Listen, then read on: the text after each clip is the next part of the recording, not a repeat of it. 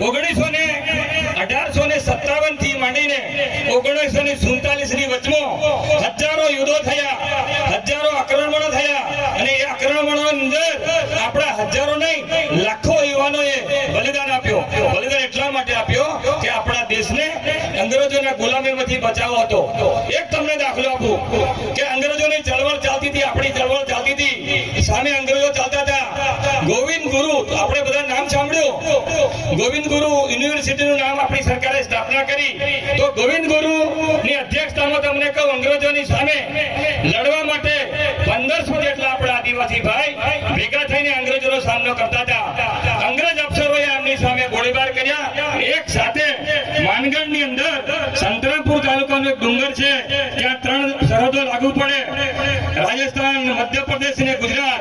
ત્યાં એક ઝાટકે તમને કહું આપણા 1500 આદિવાસી ભાઈ બહેનોને મોતને ઘાટ ઉતારવામાં આવ્યા હતા. આપણે કેવા લોકોના કામ કર્યા એને પણ દાખલો આપું.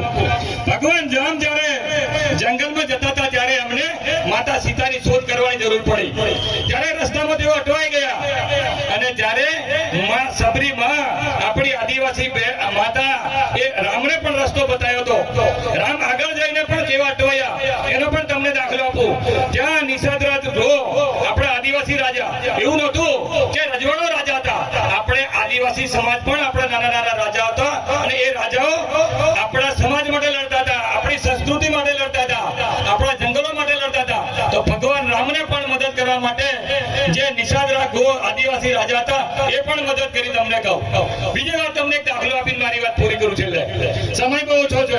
જ્યારે ભગવાન સોમનાથનું મંદિર, મોહમ્મદ બેગડા જ્યારે સોમનાથના મંદિર ઉપર જ્યારે ચડાઈ કરી ત્યારે આપણે કોઈ એમ કે આ દેશના ઇતિહાસમાં આપણો આદિવાસી સમાજ પાછળ હતો, તો ખોટી વાત.